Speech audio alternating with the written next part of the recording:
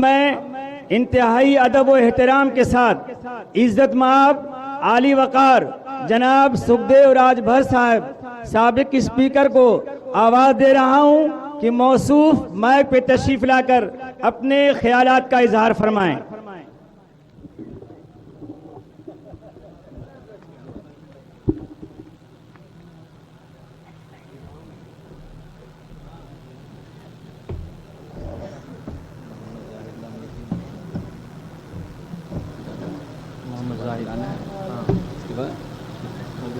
इस जलसे में आए हुए हमारे तमाम मौलाना यान हमारे मदरसों से ताल्लुक़ रखने वाले वलीमा या हमारे इस संगठन के अध्यक्ष मारूफ आजमी साहब और हमारे बीच में अभी जावेद साहब ने चंद क्षणों में अपनी तकरीर को रखा है और मंच पर बैठे हमारे तमाम इस एकता के मसाइल के विषय पर अपने तकरीर को रखेंगे। इन सब हम ऐसे बुजुर्ग नौजवान सभी ऐसे लोगों का तहे दिल से मैं शुक्रिया अदा करता हूं कि एक अच्छे मसाइल को लेकर के हमारे तमाम ऐसे मदरसों से या अन्य अपने ऐसे कामों के लिए जुटे हुए हैं।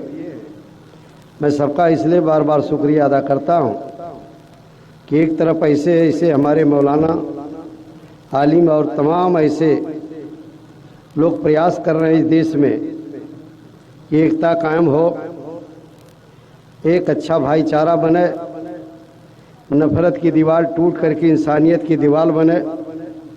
जहाँ एक कोशिश हमारे तमाम ऐसे लोग अपने जहनियत के आधार पर विचार देने वाले बैठे हैं, वहीं कुछ ऐसी फ़िरका परस्त ताकतें हैं जो इस देश में इतने हमारे कोशिश के बाद भी आज कहीं न कहीं एक गंदे विचार से और एक सोच के आधार पर इस देश में एक ऐसा माहौल बनाना चाहते हैं कि चाहे हमारे मुस्लिम समाज के भाई को देखें, वह कोशिश करते हैं यह दहशत में इनको रखने का प्रयास करने का तमाम हरकतें कर रहे हैं। दूसरी तरफ अभी एक बच्चा ने कहा है और अपने को राष्ट्रभक्त बनते हैं, तो मैं तो कहता हूँ एक छोटा सा बच्चा ने नज़ीर दिया कि महात्मा गांधी को किसी मुसलमान के बेटे ने तो नहीं मारा है, इंदिरा जी को किसी मुसलमान के बेटे ने तो नहीं मारा, राहुल गांधी को किसी मुसलमान के बेटे ने नहीं मारा, दीनदयाल उपाध्याय को किसी मुसलमान के बेटे को नहीं मारा। आखिर मारा कौन इनको? वह कौन शख्सियत है? वो आरोप लगाते हो कहीं हमारे नौजवान बेटों को आतंकवादी कह करके, कहीं सिमी का सदस्य बना करके आज इनके हौसला को बुलंद करने के, हौसला को रोकने की कोशिश जो कर रहे, और यह कभी आतंकी नहीं हो सकता। इस समाज के बच्चे जज्बाती ज़रूर हो सकते हैं लेकिन आतंकी नहीं हो सकते। अपने यकीन के लिए जो हमारे तमाम पैगंबर साहब ने फरमान जारी किया उसके लिए तो कहीं न कहीं छूट देनी पड़ेगी। उसके हिफाजत के लिए, उसके प्रचार प्रसार के लिए हमारा नौजवान कुछ कर सकता है, लेकिन सीधे ये आरोप लगाना कि आतंकवाद से जुड़े हैं और नौजवानों का हौसला गिराने की कोशिश करते हो और अपने राष्ट्रभक्त बनते हो कि हम ही लोग राष्ट्रभक्त हैं, दोनों तरफ से तालियां बजानी पड़ेगी, हाथ बजाना पड़ेगा, तब ताली की आवाज़ निकलेगी। केवल ये कोशिश कर दिया जाए कि केवल हमको साबित कर दिया जाए कि आतंकवाद पैदा कर रहे हैं लोग। आज राष्ट्रभक्त तो मैं मुसलमान भाई को मानता हूँ कि आज हिंदुस्तान के बाहर से करोड़ों रुपया बाहर से लाके हिंदुस्तान में लगा रहा, छोटे छोटे कारोबार से लेके बड़े कारोबार तक, और उस कारोबार में हिंदू के लड़कियों को भी नौकरी मिल रही है, रोजी रोटी मिल रही है, तो कहीं बड़े बड़े विद्यालय खोल करके हिंदू और मुसलमान का लड़का भी तालीम ले रहा साथ में। आज ये बाहर से पैसा लगा रहे हैं और हमको कहते हैं आप राष्ट्रवादी नहीं हैं। हम तो पूरे देश में ला करके तमाम विदेशों के पैसे को लगा करके इस देश का विकास कर रहे हैं, और तुम तो हिंदुस्तान के हो करके माल्या ऐसा आदमी हिंदुस्तान का पैसा विदेश ले जाके जमा कर रहा है। यहाँ के पैसे हिंदुस्तान के लोग विदेशों में जाके जमा कर रहे हो। यहाँ एक मुसलमान का भाई विदेशों से पैसा ला के हिंदुस्तान में लगा रहा है, हिंदुस्तान को मजबूत करने की कोशिश कर रहा है। लेकिन ऐसी फिरका परस्त ताकतें, हम जज्बाती तौर पे नहीं कर रहा हूँ, कमज़ोर नहीं बना पाओगे, तुम्हारी गलत सोच। यहाँ एक तरफ आज बैठ करके हमारे बड़े बड़े मौलाना अवाली एक तकरीर यहाँ देने जा रहे हैं और एक एकता का मंच बनाए, एक चिंतन कर रहे हैं और एक कोशिश कर रहे हैं कि हिंदुस्तान में इस तरह का माहौल बनाए। और एक तरफ गंदी कोशिश वाले भी लोग हैं। इसलिए साथियों, ये हमारा ये रिश्ता जो हिंदुस्तान में एक इंसानियत का रिश्ता है, इसको इंसान ने चौपट किया है। इसको कहीं ऊपर वाले ने बिगाड़ा है या किसी के सर पर नहीं लिख करके भेजा है। ये छोटा है या बड़ा है, या आतंकी है या बहुत बड़ा शरीफ है, यहाँ के इंसान ने ऐसा माहौल बनाया कि कभी कभी मजबूर होकर के जज्बाजी बनना पड़ता है। यहाँ के लोगों ने इस तरह का माहौल बनाने की कोशिश किया और आज पूरे देश में जहाँ एक बहस हो रही इस तरह की, इसमें तो बढ़ चढ़ कर के आना चाहिए कि भारत में सबको तुम आतंकी कर दोगे तो आप क्यों नहीं संभाल रहे हो? कश्मीर से लेके आसाम से लेके नागालैंड तक क्यों तुम्हारे सीमा के प्रदेश जल रहे हैं? या कहीं न कहीं एक गंदी सियासत करने वालों लोगों का इस तरह का जो चरित्र है इस देश में, आज भाईचारा को इन लोग चौपट किए। कहीं न कहीं भेदभाव के आधार पर, छुआछूत के आधार पर, जाति के आधार पर जिस चीज़ के तुम बहुत बड़े अनुयायी बनते हो, वहाँ पर भी फ़र्क डाल के इंसान में जो आपने कोशिश किया है, आज यह मसाइल जो इस विषय पे बैठे हैं, यह तो इंसान को इंसान बनाने का प्रयास किया जा रहा है। एक दूसरे के साथ हाथ मिला करके सलाम दुआ करने के एक माहौल बनाने की कोशिश हो रही है।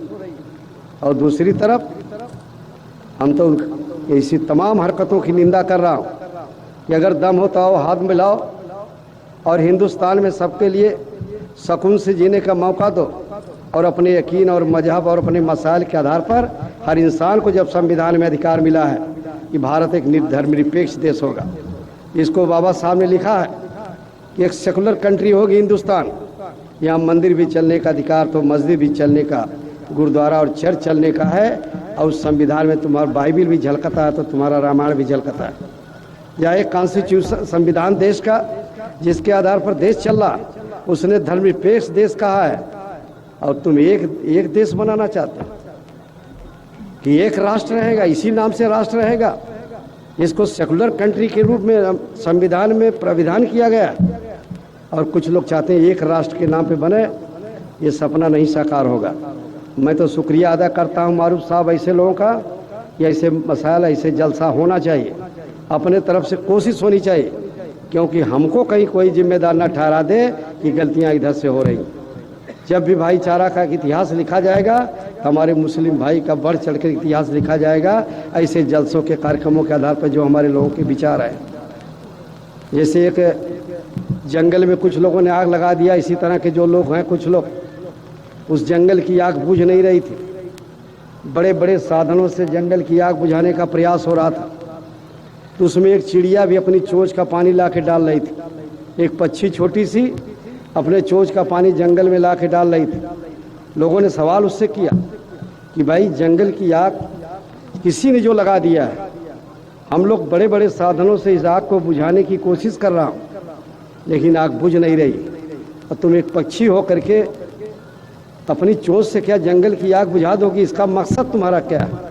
उसने साफ जवाब दिया कि जब इस देश में इस जंगल की आग लगाने और आग बुझाने वाला का इतिहास लिखा जाएगा तो मेरा नाम कम से कम आग बुझाने वाले में रहेगा। इसलिए मैं एक इतिहास बनाना चाहता हूँ। आज कुछ लोग आग लगाना चाहते हैं, यह मसाइल इस बात को साबित करेगा कि मैं आग बुझाने वाले की लिस्ट में रहूँगा, आग लगाने वाला नहीं हूँ। आग लगाने वाले लगाते रहो, इस देश में चलेगा नहीं ज़्यादा। ये संविधान के आधार पर देश चलेगा, कानून के आधार पर चलेगा।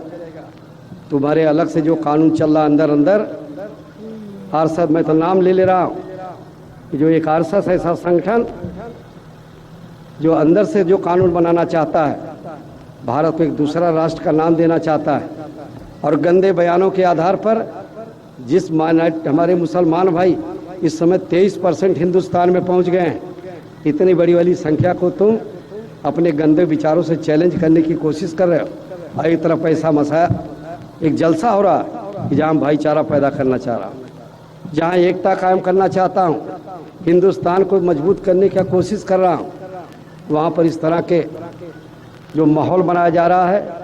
मैं तो जो आयोजक हैं मैं उनका शुक्रिया अदा करता हूँ कि आप अपना प्रयास हम लोगों को करना चाहिए। यह कोशिश हो और आग लगाने वाले सफल नहीं होंगे, मैं गारंटी देता हूँ, लेकिन उसके लिए कुछ करना पड़ेगा। आप अपने बेटों को तालीम की तरफ झुकाव दीजिए, जम करके तालीम लेना शुरू करें लोग, और इस देश के शासन प्रशासन में हिस्सा लेने का प्रयास करिए कि हमारा भी लड़का इस देश की सियासत में छोटे बड़ों से लेकर बड़े पदों तक प्रशासनिक सेवाओं में हमारा बेटा जाएगा। हमारा भी पीएचडी रिसर्च करके तालीम लेकर के हिंदुस्तान में जो भी बड़े बड़े मौके के पद हैं उस पर हमारा भी बेटा बैठेगा। और उस तालीम की तरफ नौजवान बेटा हमारा जो भटक रहा है, इनको हम सब लोग मिल करके इस एकता के साथ साथ अपने नौजवानों को कहीं न कहीं कोशिश करें कि आप सीधे तालीम की तरफ बढ़ो, और तालीम लेने के बाद इस देश के शासन प्रशासन में हिस्सा लेने का प्रयास किया जाए। और साथ ही साथ अपने यकीन, अपने मजहब के लिए, अपने खिदमती ख्याल के लिए आप लड़ते रहें। इसमें अगर कोई छेड़ने की कोशिश कर रहा है तो मैं उसको मानने के तैयार नहीं, क्योंकि हमारी व्यवस्था है या किसी इंसान के द्वारा नहीं है, ये ऊपर वाले ने जब व्यवस्था दिया तो इसको किसी भी छेड़ने का अधिकार नहीं है, न इसमें कोई छेड़ सकता है। इसलिए अंत में मैं कहूँगा कि अगर इसको जैसे हमारे चाहे कुरान में चाहे हदीस में हमारी व्यवस्थाएं हैं, हमारा व्यक्तिगत व्यवस्था है, इसको अगर कोई इंसान छेड़ने की कोशिश करता है तो किसी इंसान द्वारा नहीं बनाया गया। इसलिए इसके लिए हम सब लोग भी आपके साथ हैं। इसको कहीं न कहीं अगर इस तरह की छेड़ने की कोशिश होगी तो धीरे धीरे धीरे इस देश में भारत के संविधान को ख़त्म करके एक दूसरे टाइप का राज्य प्रदेश देश बनाने की कोशिश हो रही है। लेकिन मैं इस जलसे के माध्यम से यह विश्वास दिलाना चाहता हूँ, ये नाकाम होंगे, लेकिन कब? जब हम तालीम से लैस हो जाए, तैयार हो जाए, इस देश के शासन प्रशासन में जम के हिस्सा ले लें और आपस में संगठित रहने की कोशिश करें, और राजनीति में भी जम करके हिस्सा लें, लेकिन साफ सुथरी राजनीति का, कहीं जज्बाती तौर पे नहीं, वैचारिक तौर पे राजनीति करना पड़ेगा, और एक अच्छे विचारों के प्लेटफार्म पर जाना पड़ेगा। और इस देश के मजलूम जो कमज़ोर है उसकी हिफाजत के लिए मन बनाना पड़ेगा, और उसको भी अपनी राजनीति में दोस्ती करनी पड़ेगी। ऐसी दोस्ती करें, ये हमारे यकीन के आधार पे दोस्ती होगी, हमारे मजहब के आधार पे दोस्ती होगी। जो मजलूम है, कमज़ोर है, उसके साथ हम दोस्ती करके इस देश की राजनीति में हिस्सा लें, और धीरे धीरे मैं गारंटी देता हूँ कि इस देश का 23% हमारा मुसलमान भाई आज एकदम मद्दासत में रहा है। ये सब खत्म हो जाएगा, लेकिन जब तक तालीम और प्रशासन में हिस्सा नहीं लेंगे, यही हमारा आज़ादी के पहले इस देश का मुसलमान का बेटा 100 में 40% प्रशासन में था। न्यायपालिका में सबसे ज़्यादा जज थे, सबसे ज़्यादा इनको प्रशासन में हिस्सा था इनका, डीजी आईजी से लेकर के तमाम प्रशासनिक सेवाओं। आखिर क्या गड़बड़ी आ गई कि आज़ादी के बाद आप 2% रह गए हैं? अब आज़ादी के पहले आप इतना परसेंटेज थे, ये गिरावट क्यों आई है? मैं अपने नौजवान भाइयों से इशारा करूंगा कि फिर इस बात को भरने के लिए आप खूब तालीम लें, में हिस्सा लें। ये लोग जो इस तरह का माहौल बनाना चाहते हैं, जो हमारे यकीन को छेड़ना चाहते हैं, ऐसे लोगों के लिए बहुत जज्बाती तौर पे नहीं, वैचारिक तौर पर ऐसे इनके कार्यक्रमों को रोकना पड़ेगा, और साथ ही साथ एकता का कार्यक्रम बनावें। हम सब लोग, हम तो बहुजन समाज पार्टी से ताल्लुक़ रखते हैं,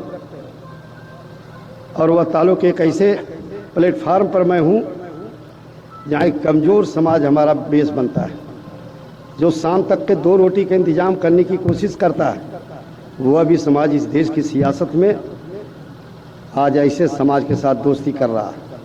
वह सलाम करने की कोशिश कर रहा, वह एक दोस्ती बनाना चाह रहा कि इस देश में एक अच्छी डेमोक्रेसी के आधार पर भी दोस्ती करिए। हमारी दोस्ती तो आपके साथ जम के रहेगी। हम कमज़ोर समाज के हैं, हम बैकवर्ड क्यों हैं? हम भी एक दोस्ती करना चाहते हैं कि हम भी मजलूम हैं, और इस दोस्ती में एक नतीजे पे पहुंचेंगे कि जब तक देश की सियासत में कब्जा नहीं कर पाएंगे और जज्बात के आधार पर नहीं। आरएसएस सन 1924 में बना है और इसके 5 मेंबर थे, लेकिन कितना इत्मीनान से वो चलाया उन लोगों ने कि आज 100 बरस हो गया, कभी ये न टूटा न इसके पैरेलल कोई संगठन बना। और धीरे धीरे इस देश में माइंड वॉश करते करते इत्मीनान से बहुत जज्बात सड़क पर नहीं आया, बहुत ज़्यादा गलत हरकतें नहीं किया, लेकिन धीरे धीरे अपने कारवां की तरफ बढ़ रहा। आज ऐसे संगठनों को हम लोग केवल हमारे लोगों ने, हमारे महापुरुषों ने नागपुर में रिसर्च स्टेशन खोला और काउंटर भाई जाइए मत आप, अभी आप और उसको काउंटर करने का प्रयास किया है।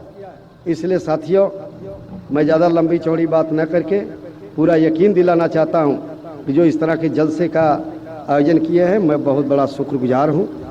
कोशिश में कमी न रहे। मैंने अभी एक उदाहरण दिया कि चोंच के पानी से भी आग बुझाने का प्रयास हो रहा था। यह था आपके बहुत बड़े विद्वान वैसे ऐसे लोग यहाँ पर बैठे हैं जिनकी तकरीरों पर इंसानियत की बहाली हो जाएगी। इन्हीं शब्दों के साथ जय हिंद, जय भारत।